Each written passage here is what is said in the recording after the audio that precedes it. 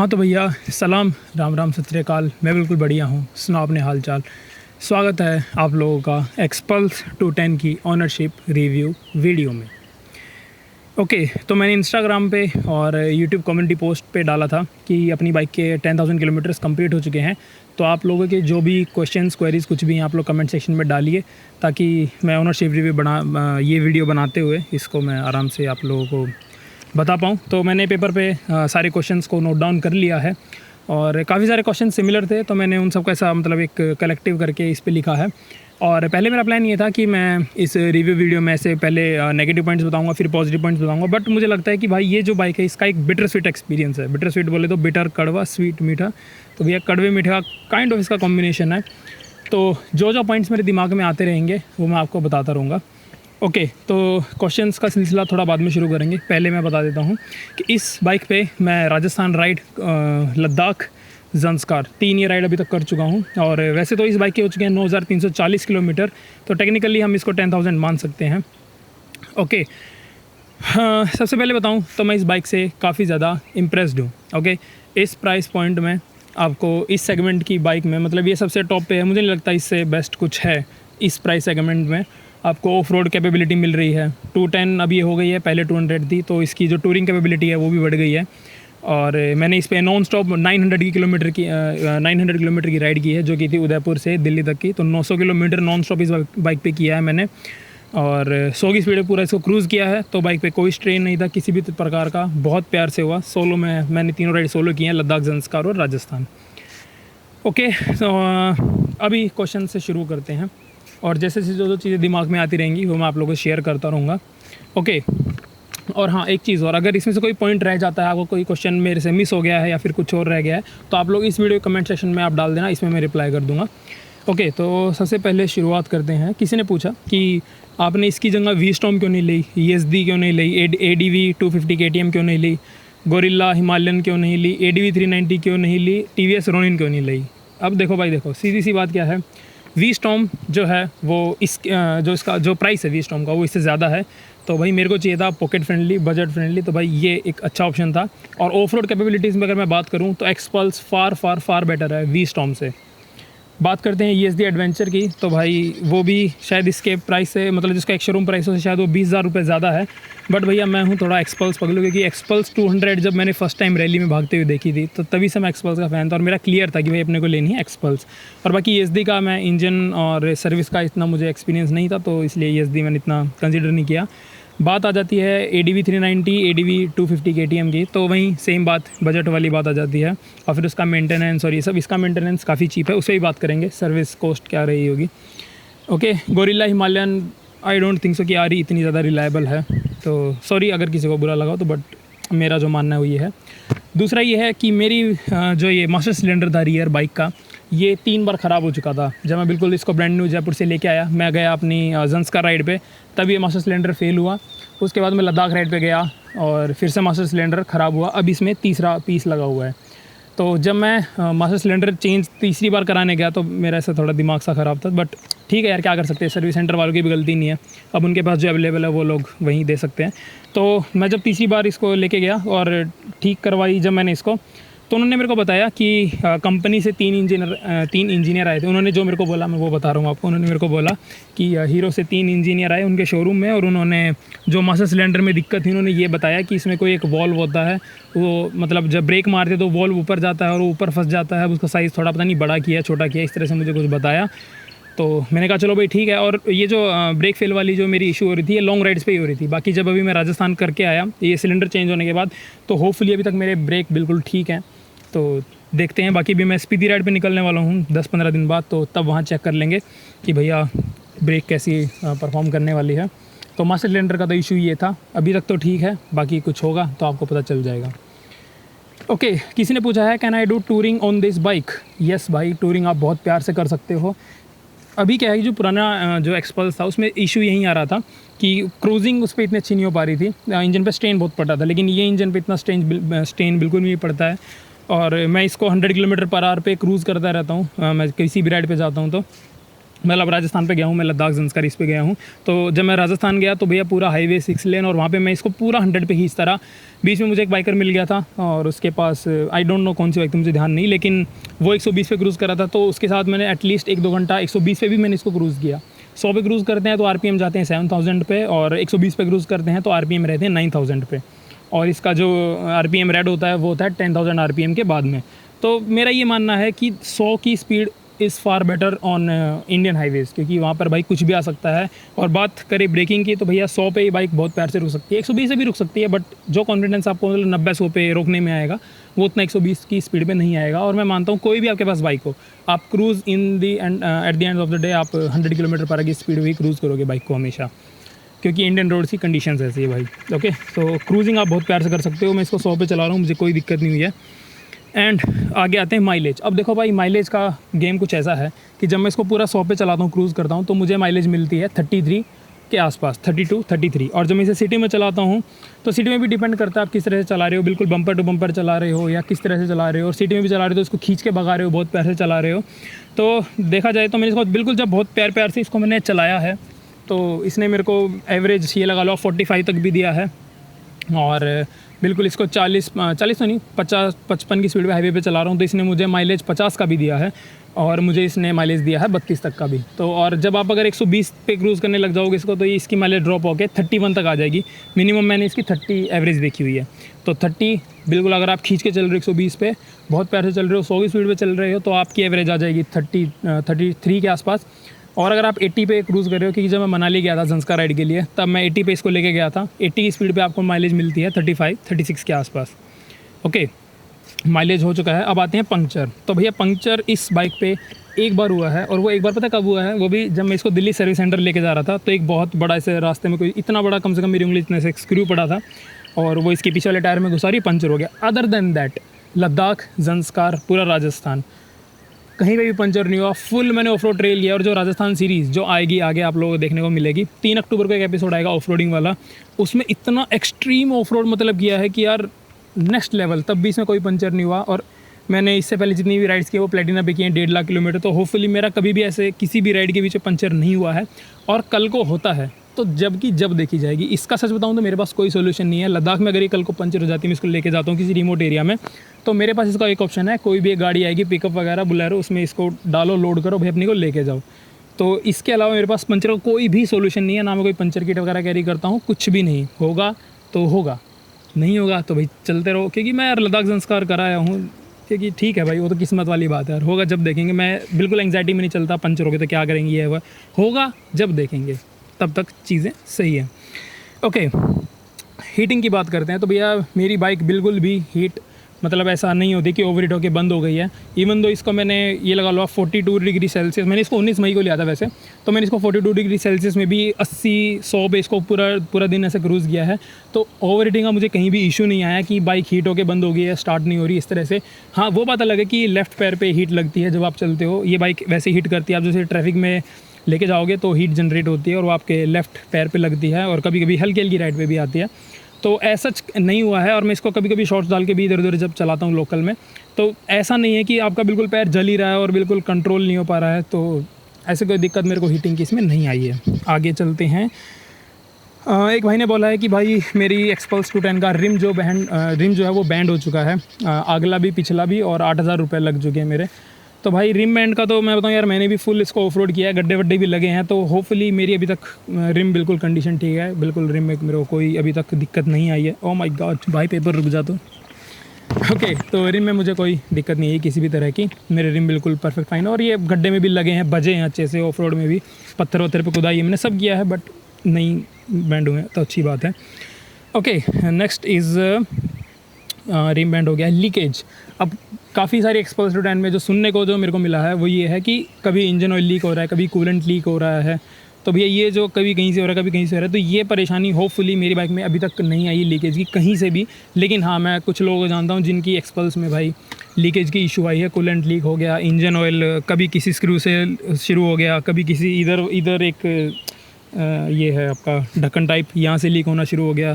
तो होपफुली मेरी बाइक में अभी तक ऐसा कुछ लीकेज वाला इशू है नहीं, लेकिन ये बहुत सारी बाइक्स में है, तो ऐसा मैं नहीं बोल सकता कि भाई मैं लकी हूँ मेरी में नहीं हुआ।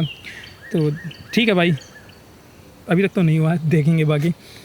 एंड आगे पूछा है कि क्या आप इंजन ऑयल अपग्रेड करोगे। और हाँ, इंजन ऑयल से क्वेश्चन ये आया, किसी ने पूछा था क्या ये फुल्ली सिंथेटिक इंजन ऑयल। हाँ भाई, इसके अंदर फुल्ली सिंथेटिक इंजन ऑयल डलता है। और मेरे को वो बोला था कि क्या आप इसको मोटुल 7100 से रिप्लेस करोगे। तो भाई अभी तक तो मैं इसको रिप्लेस नहीं कर रहा हूँ, जो हीरो वाले डाल के दे रहे हैं मैं वहीं डलवा रहा हूँ। तो ठीक है, जैसा है मामला पानी, उसको फ़िलहाल के लिए तो वैसे रखते हैं। ओके, अब पूछा है कि इज़ इट वर्थ बाइंग, क्योंकि बहुत सारी प्रॉब्लम्स आ रही हैं। देखो भाई, प्रॉब्लम्स हर एक बाइक में आती है। आप कोई भी बाइक उठा लो, कितनी बड़ी उठा लो, हर एक बाइक में प्रॉब्लम आती ही आती है। इसके अंदर भी कुछ माइनर प्रॉब्लम्स हैं।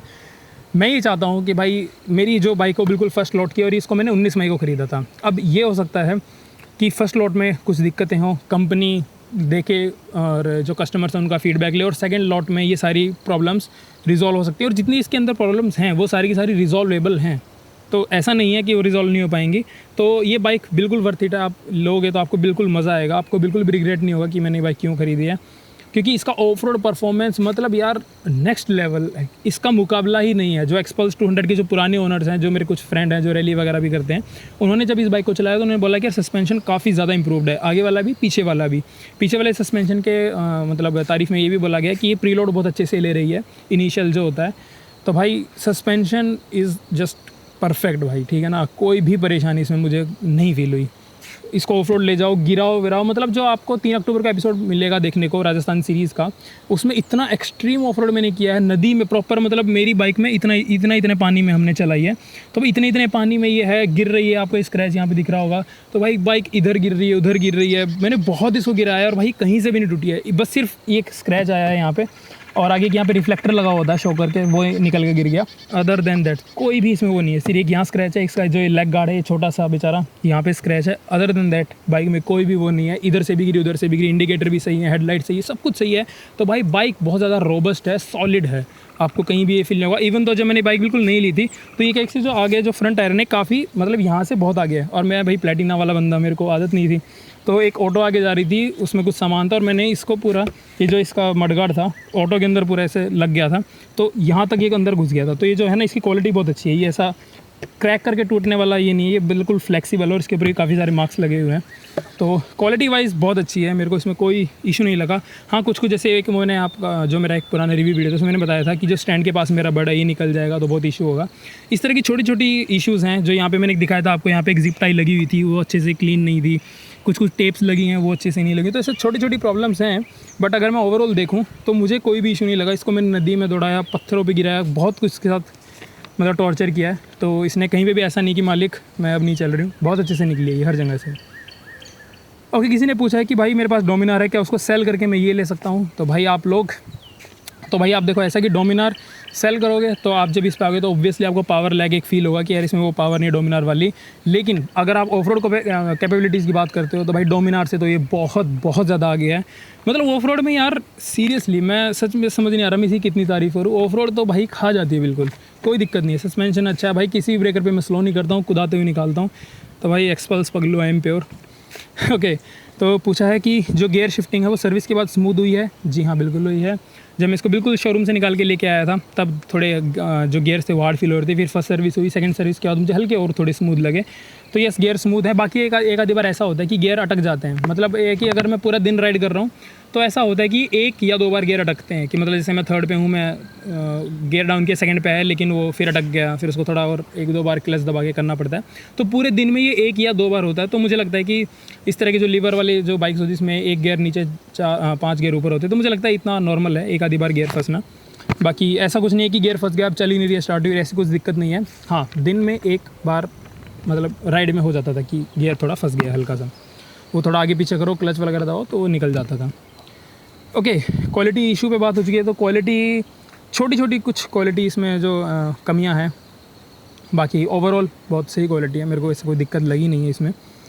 और क्या इसके अंदर प्री लोड एडजस्टमेंट है सस्पेंशन के अंदर? तो भाई फ्रंट में तो बिल्कुल नहीं है, फ्रंट बिल्कुल इसके जो स्टॉक है। और शायद मेरे हिसाब से जो इसके रियर शॉकर्स हैं उसके प्री लोड एडजस्ट, हाँ भाई हाँ, प्री लोड का इसमें है, एडजस्टमेंट है रियर वाले सस्पेंशन में, तो आप लोग कर सकते हैं।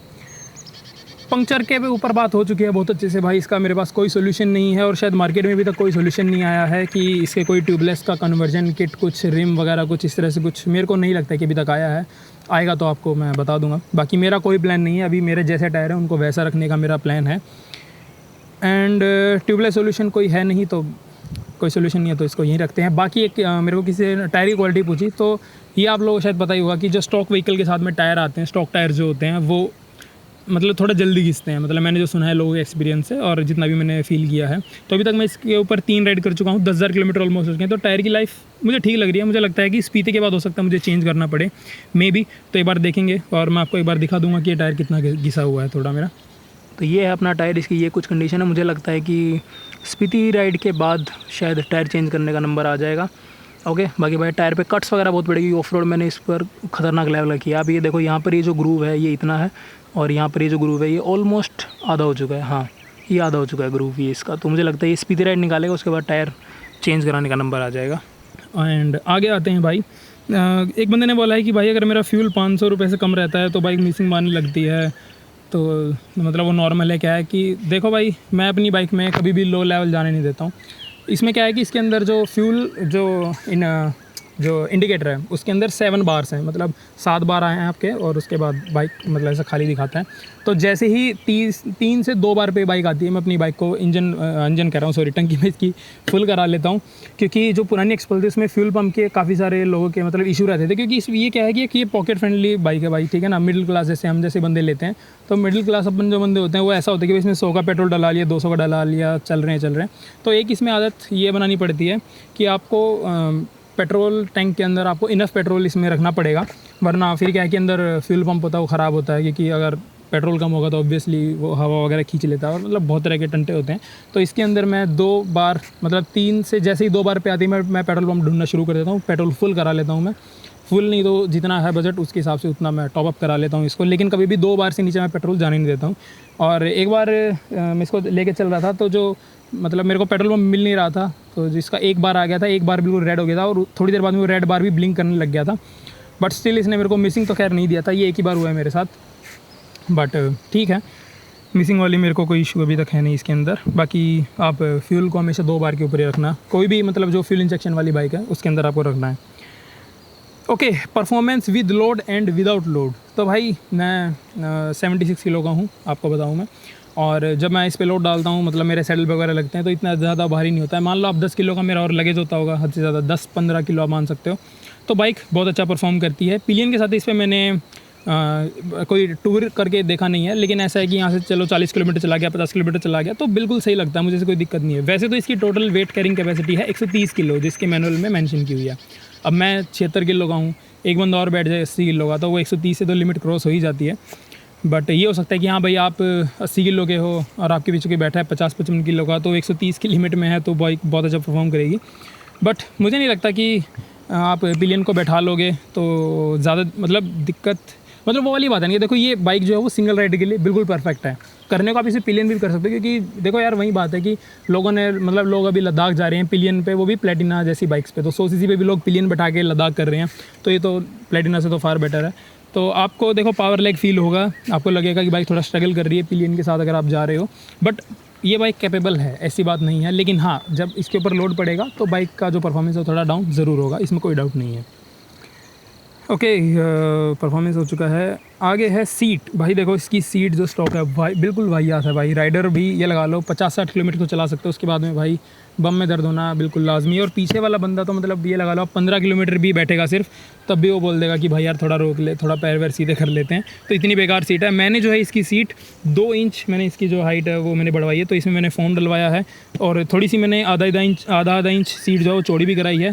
तो इसकी वजह से जो है मेरी जो राइड हाइट है ओवरऑल वो बाइक की इंक्रीज़ भी हो चुकी है। बट मेरी हाइट 6 फीट है तो मुझे कोई दिक्कत नहीं है। बाकी अब सीट इतनी कंफर्टेबल हो चुकी है, मैं इस पर नॉन स्टॉप टूरिंग कर सकता हूँ बिल्कुल बिना किसी दिक्कत के। किसी भी तरह की कोई परेशानी नहीं है। ये सीट का मेरा काम हुआ था आई गेस 2100 रुपीज़ में, बट बहुत अच्छा काम हुआ है। मैं बहुत ज़्यादा इंप्रेस्ड हूँ इस वाले मतलब सीट से, तो मुझे कोई परेशानी नहीं। लेकिन स्टॉक सीट बहुत वाहियात थी, तो वो मैंने चेंज कराई है। ओके, किसी ने पूछा कि आप इस बाइक को क्या और लोगों को सजेस्ट करोगे, तो भाई मैं बिल्कुल सजेस्ट करूँगा जिस बंदे को टूरिंग करनी है, कैजुअल टूरिंग, और उसके बाद में उसको एक करना है हार्डकोर ऑफ रोड, अगर वो करना चाहता है तो ये बाइक उस बंदे के लिए बिल्कुल अच्छी है। लेकिन मैं कहूँगा कि थोड़ा आप वेट करके इस बाइक को लेना, क्योंकि ये है कि मेरे को लगता है ना कि हीरो ऐसा बोल रहा था ना कि हमने इस बाइक की 2 साल टेस्टिंग किया है, 1.5-2 साल टेस्टिंग किया, हम इसको लद्दाख में चलाइए। मुझे नहीं लगता यार कंपनी ने कुछ इसके ऊपर टेस्टिंग की है, वो बस ऐसा बेवकूफ़ बनाने के लिए, क्योंकि यार इसके अंदर इतने छोटे छोटे माइनर इश्यूज़ है, जैसे ब्रेक फेल, वो मैंने आपको बताया, इंजन किस में इशू आ रही है। और हाँ, इंजन से याद आया, इसके बाद मैं आगे बढ़ूँगा, मेरे बाइक का जो है वो हेड चेंज हुआ है। अब वो हेड चेंज होने का रीज़न क्या था, मैं जयपुर से मैंने इस बाइक की डिलीवरी ली, मैं अपने घर पे आ गया 300 किलोमीटर, मैं इसको लाया 50-55 की स्पीड है, क्योंकि एक ब्रेक इन पीरियड होता है। फर्स्ट सर्विस से पहले आपको इस बाइक को बहुत प्यार से चलाना होता है, इस बाइक को क्या, किसी भी बाइक को, ओके। हालांकि अभी इतनी दिक्कत नहीं है जितनी पहले आती थी, लेकिन स्टिल आपको थोड़ा मेंटेन करना चाहिए बाइक की स्पीड, 50-60 इतना आप रख सकते हैं, एक आधी बार भगा सकते हैं आपका मन करे तो, ओके। सो मैंने इसको बहुत सही संभाल के रखा। फर्स्ट सर्विस हुई, फर्स्ट सर्विस के बाद इसको मैंने 100 तक ले गया, 100 से ऊपर मैं इसको फिर भी नहीं ले गया सेकंड सर्विस पे, तो इसको मैं 70-80 चलाता रहता था। फिर जब मैं गया अपनी राइड पे जंस्कार से वापस आते हुए, मुझे इसके इंजन का जो आवाज़ है वो मुझे चेंज फील हुआ। इसमें एक नॉइज़ आने लगी थी, एक ऐसे कड़क कड़क कड़क ऐसे क्लिक की जो एक साउंड थी वो बार बार आती जा रही थी इसमें, ओके। उसके बाद मैं लद्दाख किया, लद्दाख में वो आवाज़ थी वो थोड़ी सी और ज़्यादा हल्की बढ़ गई थी। उसके बाद मैं लद्दाख से जब आया तो लद्दाख जाते भी वो जो आवाज़ थी वो चेंज हो गई थी, एंड उसके बाद में वो आवाज़ कॉन्स्टेंट रही। मैं पूरा लद्दाख करके आया, इसको बाइक को खींचा, मैं अपने घर पे आया आराम से, तो बाइक को फुल खींच के लाया तो आवाज़ कॉन्स्टेंट रही। फिर मुझे पता चला कि लोग रील डाल रहे हैं जिनके पास एक्सपल्स 210 जिसके ओनर्स हैं, तो वो लोग डाल रहे हैं कि आवाज़ चेंज हो रही है, हेड में दिक्कत आ रही है। फिर एक बंदा है उसने अपना हेड रिप्लेस करवाया और उसकी बाइक की जो आवाज़ है वो ठीक हो गई, तो मुझे लगा कि यार ठीक है, अगर इसकी ठीक हो गई तो हम भी अपना करा दें। तो मेरी बाइक मैंने लद्दाख राइड के बाद सर्विस सेंटर छोड़ दी थी, और सर्विस सेंटर ये बाइक खड़ी रही कम से कम 25 दिन। मैंने उनको एक बार भी कॉल नहीं करा कि भाई जल्दी कर दो ये वो है, क्योंकि मैं चिल माहौल में था, और मुझे ये देखना था कि अगर मैं कुछ फीडबैक नहीं लूँगा कंपनी से तो वो कितना सीरियसली मेरा काम लेते हैं। और बीच में मैंने एक वीडियो बनाई थी शेम ऑन हीरो करके, जब ब्रेक फेल हुआ था, क्योंकि मैं बहुत फ्रस्ट्रेटेड था कि यार ब्रेक फेल हो रहा है लद्दाख में, वो एक बहुत ही कंसर्न वाली दिक्कत है। फिर मैंने वो जो वीडियो थी वो इंस्टाग्राम पे हीरो मोटोकॉर्प को शेयर की, और उन्होंने फिर मेरे को बोला कि हमने आपकी वीडियो देखी, क्या दिक्कत है ये वगैरह करके। और भाई मतलब एक चीज़ मेरे को समझ नहीं आई ना, कि वो मेरे को बोले कि सर हमने आपकी वीडियो देख लिया, आप बताइए क्या दिक्कत है। मैं कहा जब आपने वीडियो देख लिया तो आपको पता है ना कि मेरी बाइक में क्या दिक्कत है।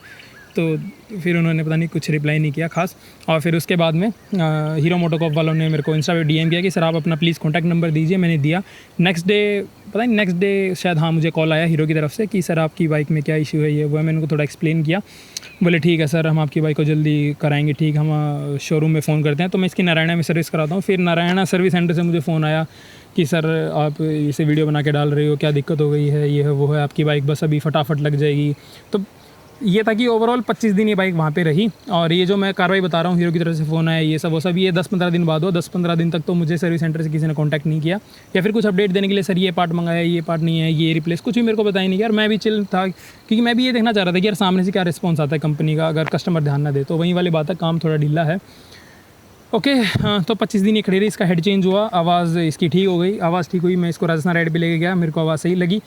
लेकिन जब मैं वापस उदयपुर से दिल्ली आया और अब मुझे इंजन में जो हल्की हल्की जो आवाज़ पहले थी वो फिर से आने लगी। अब मैं इसका कंक्लूजन आपको ये बताता हूँ कि ये जो है हीरो का सिग्नेचर बन चुका है। ये जो आवाज़ है ना, ये हीरो का सिग्नेचर है। एक्सपल्स 200 जितनी भी पुरानी वाली हैं, मेरे दोस्तों के पास जितनी मैंने सुना है, तो ये जो आवाज़ है ये सेम उनकी बाइक में भी आती है। जो एक्सट्रीम 250 सीसी है इनकी हीरो वाले की, इन्होंने बोला मैंने अपना नया इंजन बनाया है, सेम इशू उसमें भी मेरे को सुनने को मिला है 2-3 लोगों से कि इसमें भी वही नॉकिंग वाली दिक्कत आ रही है। तो अब ये है कि यार ये इनकी सिग्नेचर वो बन चुकी है। आप इसको कितना भी ठीक करा लो, ये आवाज़ फिर से आने शुरू हो जाएगी। तो मेरे को ये आवाज़ इतनी बॉदर नहीं करती है। मेरा बस ये है कि भाई मेरा पिछला टायर घूमना चाहिए, अगला टायर घूमना चाहिए और मैं राइडिंग करूँ, दैट्स इट। मुझे ज़्यादा भड़क लेनी नहीं है। अगर ये हो गया कल को बहुत ज़्यादा ही आवाज़ बढ़ गई और बहुत दिक्कत हो रही है, तब मैं ये हो सकता है कि सर्विस सेंटर में इसको छोड़ के आऊँ। वरना तो यार मैं सर्विस सेंटर के थोड़ी चक्कर काटने के लिए मैंने बाइक ली है भाई, अपना बढ़िया ट्रैवल करो, घर पे इसको खड़ी करो, व्लॉग एडिट करो, डालो, फिर वापस नए टूर पे निकल जाओ। तो ठीक है, अभी आवाज़ ठीक है, थोड़ी बॉदर करती है, बट मेरे को कोई इससे फ़र्क नहीं पड़ता। बाकी मैं स्टार्ट करके दिखा देता हूँ तो आपको पता चल जाएगा। मैं तो रैप करूँगा तो आपको थोड़ा साउंड समझ में आएगा।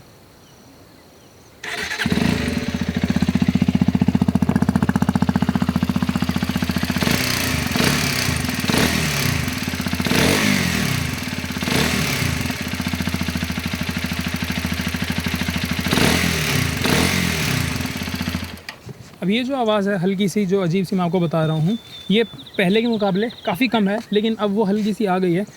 तो मैं कहूँगा कि पूरी तरह से ठीक नहीं है, बट ठीक है, अभी इतनी आवाज़ मुझे बॉदर नहीं करी है। वो जो पहले जो आवाज़ आ रही थी वो भी मेरे को इतनी बॉदर नहीं कर रही थी। बस मेरा था कि बाकी लोग सब ठीक करा रहे हैं, ठीक हो रही, तो मैं भी एक ट्राई देख सकता हूँ अपनी बाइक को। तो भाई इसका जो हेड है वो चेंज हुआ है। तो मतलब कितनी फ़नी बात है कि आपकी बाइक सिर्फ 5,000 किलोमीटर चली है। 5 भी क्यों, मतलब 6,500, क्योंकि इसकी सेकेंड सर्विस मैंने 6,500 किलोमीटर पर कराई थी, कंपनी के जो स्टैंडर्ड्स हैं उसके हिसाब से। तो भाई बाइक आपकी 6.5 चली है और आपकी बाइक का हेड चेंज हो गया है, तो बाकी एक ये मतलब मजाक की ही बात है। तो ये है कि हाँ भैया, जो हीरो ने बोला है कि भैया हमने इस पर 1-1.5 साल टेस्टिंग की है, 2 साल टेस्टिंग की है, तो मुझे लगता है इंजन छोड़ के बाकी इन्होंने सस्पेंशन वगैरह पे टेस्टिंग की है, ऑफ रोड की कैपेबिलिटी पे टेस्टिंग की है। इंजन पे मुझे नहीं लगता इतना किया है। ओवरऑल अगर मैं बताऊँ तो इंजन से मैं काफ़ी ज़्यादा इंप्रेस्ड हूँ। बहुत अच्छा है, टूरिंग में मज़ा आता है, ऑफ रोड में मज़ा आता है, पावरफुल फील होता है, इनिशियल टॉर्क भी बहुत ज़्यादा अच्छा है ऑफ रोडिंग के हिसाब से। बट वही है कि ये जो दिक्कत हुई, जो हेड चेंज हुआ है ना, ये मुझे ये चीज़ अच्छी नहीं लगी। बट ठीक है, क्या कर सकते हैं, इंजन के ऊपर हीरो को काम करना चाहिए। ओके, हाँ, फर्स्ट सर्विस जो इसकी हुई थी वो हुई थी 500 किलोमीटर पे। फर्स्ट सर्विस का जो मुझे कॉस्ट आया था वो आया था अराउंड 1700 रुपीज़। सेकेंड सर्विस हुई थी, सेकेंड सर्विस में इंजन ऑयल चेंज नहीं था उसमें, मतलब बेसिक ऐसे एयर फिल्टर शायद चेंज हुआ था, और एयर फिल्टर चेंज हुआ था, मोबिल फिल्टर नहीं, मोबिल फिल्टर क्यों होगा इंजन जब ऑयल चेंज नहीं हो। ओके, तो हाँ यही था ओवरऑल। मेरी बाइक का जो सेकंड सर्विस कॉस्ट था वो आया था 500 रुपये, 500 या 550 कुछ इस तरह से रुपये आया था। और इसकी अब थर्ड सर्विस होगी 12,500 किलोमीटर पे। तो अभी इसके जो है वो किलोमीटर्स हैं 9400 किलोमीटर, और मैं स्पीडी की राइड करके आऊँगा तो शायद उसके बाद 500,000 कुछ बचेंगे, वो इधर लोकल में मैं ऐसे चलाऊँगा तो इसके वो हो जाएंगे, फिर इसकी थर्ड सर्विस हो जाएगी। ओके, तो कंक्लूजन ये है कि गाइस बाइक बहुत अच्छी है। ओवरऑल अगर मैं बात करूँ, जो मैंने शुरू में आपको बोला कि ये बाइक एक बिटर स्वीट एक्सपीरियंस है, कुछ क्वालिटी इश्यूज़ आपको फील होंगे, बट अगर आप उसको थोड़ा सा इग्नोर करते हो तो अदर देन दैट बाइक बहुत अच्छी है। ऑफ रोड में इसका कोई मुकाबला नहीं है भाई। इस प्राइस सेगमेंट में अगर मैं बोलूँ, लाइट वेट फील होती है, और जो इसका वेट डिस्ट्रीब्यूशन है वो भी बहुत प्यारा है। जब आप इसको ऑफ रोड पर चलाओगे ना, आपको दिखने में वैसे लगेगी यार वो तो थोड़ी सी फैली सी बाइक है, लेकिन जब आपको ऑफ रोड पर चलाओगे ना तो आपको फील होगा कि जो बाइक का सारा वेट है ना, मतलब सेंटर ऑफ ग्रेविटी आप इसको बोल सकते हो, तो वो आपको फील होता है कि वो सेंटर में यहाँ टंकी के पास यहाँ पे है। और जब आप सेटल करते हो तो आपको फील होता है कि सारा कंट्रोल आपका पैरों में है। और जब आप सेटल करते हो तो ये जो मैंने आपको बताया था पिछले रिव्यू में भी, यहाँ पे जो ये शेप है जो टैंक का इधर से नहीं, इस तरह से कि आपकी टांगें बिल्कुल प्रॉपर यहाँ पे फिट हो जाती हैं आराम से। तो ऑफ रोड वाले मामले में भाई बीस्ट है, ये बिल्कुल बीस्ट है भाई। बहुत अच्छा इसने परफॉर्म किया है। आप जो ऑफ रोड वाली जो वीडियो देखोगे राजस्थान सीरीज़ में, आपको मज़ा आ जाएगा। आपको खुद ही कहोगे कि हाँ यार बात तो है इस बाइक में। सही में आप खुद चला के इसको ऑफ रोड में देखोगे, आपको सच में बहुत ज़्यादा मज़ा आएगा। और बाकी अगर मैं जो इसके बटन है उसकी क्वालिटी की बात करूँ तो क्वालिटी काफ़ी अच्छी है, मतलब अबव एवरेज है। ऐसा नहीं है कि बहुत ही चीप सा कुछ बटन फील होता है। आप इसको दबाओगे तो इसका फीडबैक भी काफ़ी अच्छा है, और थोड़ा हल्का एक प्रीमियम फील होता है कि हाँ भाई आपने अगर बाइक पे 2 लाख रुपए लगाएं तो थोड़ी वो क्वालिटी फील होती है। बात करते हैं इसके डिस्प्ले की, तो भाई लोगों की डिस्प्ले में पानी वानी जाने की भी शिकायत आई थी। मेरी में अभी तक होपफुली नहीं गया है। प्रेशर वॉश भी इसके ऊपर 2-3 बार हो चुका है, बारिश में भी खड़ी रही है, तो अभी तक तो होपफुली इसके अंदर कोई पानी वानी नहीं गया। वरना बाकी लोगों के में इशू ये आ रहा था कि ये ऑफ़ कर दिया, चाबी निकाल दी, उसके बाद भी अब स्पीड मीटर ऑन है, किसी की स्टार्ट नहीं हो रही है, किसी के इसमें स्पीड मीटर में जो फ्यूल वाले बार है वो अप डाउन हो रहे हैं, मतलब जैसे कोई गेम चल रहा हो उस तरह से। तो ये वाली चीज़ है। और हाँ, जब इसको स्टार्ट कर देना बाइक को, तब इसका जो इनिशियल जो एक आरपीएम रहता है ना, वो स्टेबल इतना नहीं रहता, वो हल्का हल्का अप डाउन होता रहता है, बहुत हल्का हल्का, कभी थोड़ा अप हो गया, कभी हल्का सा डाउन हो गया। तो वो मतलब मुझे नहीं पता वो एक अच्छी चीज़ है बुरी चीज़ है, बट वो ठीक है, मुझे तो उसमें ऐसे कोई इशू फील नहीं हुआ। जब बाइक को इनिशियली हम स्टार्ट करते हैं तब वो चीज़ होती है, थोड़ी देर बाद में जो आरपीएम है वो हल्का स्टेबल हो जाता है, बट स्टिल मतलब एक पॉइंट आगे पीछे हल्का हल्का होता रहता है। ओके, हाँ, मुझे लगता है सारे चीज़ें कवर हो चुकी हैं। बटन के ऊपर बात हो चुकी है, स्पीड मीटर, माइलेज के ऊपर हो चुकी है, इंजन के ऊपर बात हो चुकी है, रिम के ऊपर बात हो चुकी है, ऑफ रोडिंग कैपेबिलिटीज़ की बात हो चुकी है, लोड विदाउट लोड की बात हो चुकी है। ओके, और कोई बाइक क्यों नहीं ली उसके ऊपर भी बात हो चुकी है। आई गेस सब चीज़ों पे बात हो चुकी है।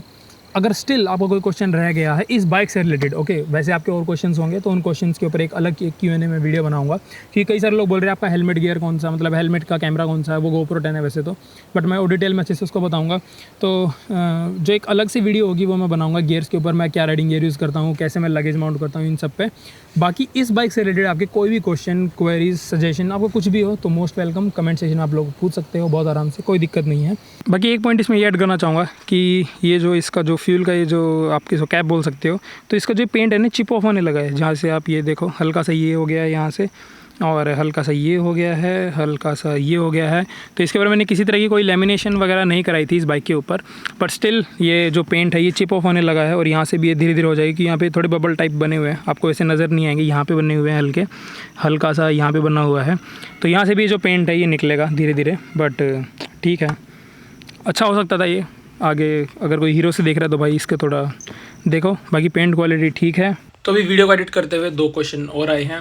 एक है कि does it have electronic issue. ना भाई, मेरे को अभी तक कोई इशू ऐसा फील नहीं हुआ, लेकिन कुछ और लोगों को फील हुआ है, लोगों ने वीडियोस बना के डाली, लेकिन मेरी बाइक में पर्सनली मेरे को ऐसा फील नहीं हुआ। और the build quality feel cheap. Build quality की मैंने जैसे पहली बात की है, कुछ कुछ छोटे छोटे एरियाज़ में मतलब ऐसा लगता है कि हाँ काम थोड़ा और सफाई से हो सकता है, लेकिन क्वालिटी, स्विचेस क्वालिटी और इन सब पे बात करें तो वो चीप बिल्कुल भी नहीं फील होते हैं। एक और है, is this bike good for long highway touring. Yes भाई, मैं इस पर बहुत आराम से टूरिंग कर रहा हूँ, 100 की स्पीड पे क्रूज़ करता हूँ आराम से, तो मेरे को कोई दिक्कत नहीं। And does it tyres and brake support long highway rides. तो भैया टायर अच्छे से मतलब सपोर्ट करते हैं आप जब क्रूज़ कर रहे हो आराम से। और ब्रेक्स, हाँ ब्रेक्स आपके आराम से काम करेंगे, 90-100 तक भी करेंगे, मतलब आगे भी करेंगे, बट एक कॉन्फिडेंस वाला जो लेवल होता है वो 100 की स्पीड तक होता है। ठीक है यार, मेरा एक ये बहुत ऑनेस्ट ओनरशिप रिव्यू था। जितना मुझे इसकी जो चीज़ें अच्छी लगी मैंने आपको बताया, जो इसकी चीज़ें मुझे बुरी लगी मैंने आपको बताया। ओके, बाकी भाई अब इसको स्पीति राइड पे लेके जाएंगे, देखेंगे वहाँ पर कैसा परफॉर्म करने वाली है। तो चलिए भाई, टिल देन स्वस्थ रहिए, मस्त रहिए, राइड सेफ, जय हिंद, बाय बाय।